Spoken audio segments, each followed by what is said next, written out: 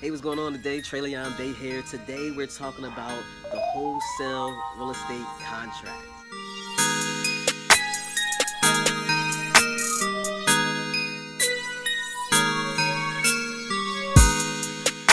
Alright, so with the wholesale real estate contract, I like to say keep it super simple with the wholesale real estate contract. Usually you want to have it to be 1 or 2 pages. 2 pages is the most with your wholesale real estate contract. You want the language to be as simple and understandable as possible, meaning someone from a high school student or a grade school student can actually read this contract and understand every word inside of it. It's not any type of lawyer lingo inside of it. And then when you compare what I like to call the state approved contract, which is what the contract that most real estate agents or real estate professionals use, that contract sometimes is like 12 pages. Like it's super long and it's super intricate, and sometimes you feel like you need a lawyer to be able to go over it with you. And that's something that can confuse the sellers when you're actually going direct to seller, meaning that they don't have a real estate representing them, you don't have an agent representing you as a buyer. And so because you don't have any agents, you don't have a lawyer involved, you want this to be really, really simple, an easy communication type of, just pass you a one-page contract. You can understand that's everything on it, and they'll be willing to sign it right away without feeling like they have to go talk to a professional or a licensed person in order to understand what's going on. And so that's why I say keep the contract, the wholesale real estate contract. You want to keep it as simple as possible, have simple language in there, and you want to keep it very short. Now, the main things that you want to make sure is included in your contract, I believe, is first of all, you want to, of course, have the earnest money inside of there, or the option money, depending on whether you're doing the option or the earnest money. You want that to be really, really small. On our contracts, we simply have $10 as the earnest money, and I haven't had any problems as far as the seller is concerned of questioning that. Haven't had any problems. When you know what you're doing and you're actually solving a problem, the earnest money is the least concern of their concerns, because they really want to sell this house. They're thinking about the $100,000, $200,000, $500,000 that you're agreeing on purchasing a house for. They're not thinking about your small amount of earnest money, and they're absolutely not thinking about you not following through on your deal, as long as you've reassured them that you're serious and that you're a professional and you're going to actually go through and solve their problem. And so the earnest money should be something really small, $10, $100, depending on how much the house is worth. You can do a really small number for the earnest money, up to $1,000, especially if you're working with a bank and you're trying to buy a house from a bank. They'll usually have $1,000 earnest money.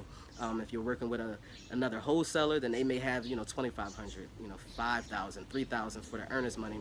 But you really want to have the earnest money stated inside of the wholesale contract. The other big thing that you want to have inside of your wholesale real estate contract is you want to be able to have a contingency to be able to give you an out in the deal.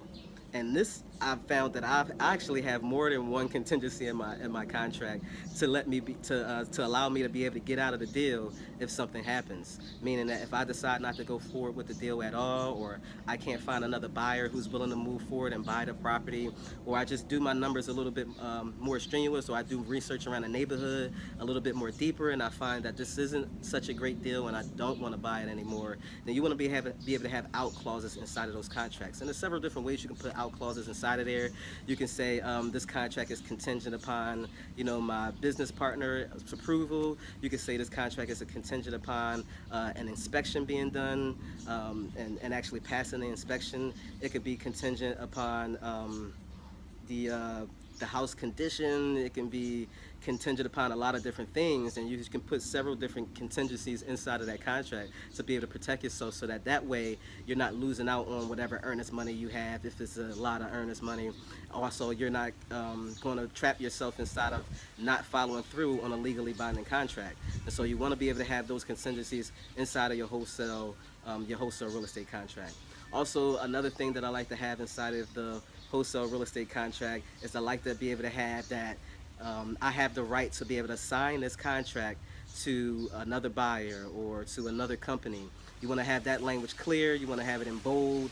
And then also, when it comes down to like if you're a licensed real estate agent, sometimes you want to have a little bit of language in there that says that this is not an agency contract. You're not an agent for them. You're not representing them. You are your own principal in the deal, going off your own interests. You can have those a bit of language in there if you're a real estate agent and you want to truly protect yourself.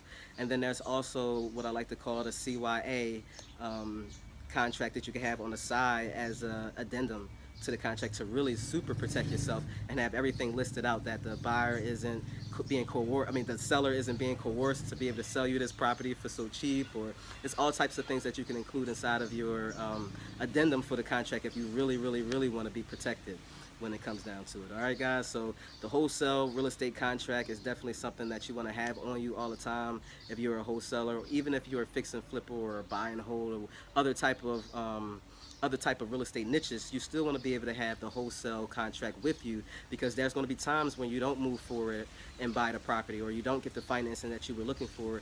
You can still make money by simply assigning your rights of that wholesale contract over to the next buyer and still make money in the deal without you buying the property. And so it's super cool to be able to do wholesaling, or at least have wholesaling as a part of your regimen and in your portfolio, regardless of what type of real estate investing you do, regardless of whether you're a licensed agent. You want to be able to know how to use the wholesale contract and always have it right under your sleeve to be able to pull out when the situation comes, and so that you can still make profit on the deal. If you need a wholesale contract, you can definitely contact me. Sign up for our list below. We'll be able to give you access to our wholesale contracts. Other than that, I'm out of here, guys. Peace.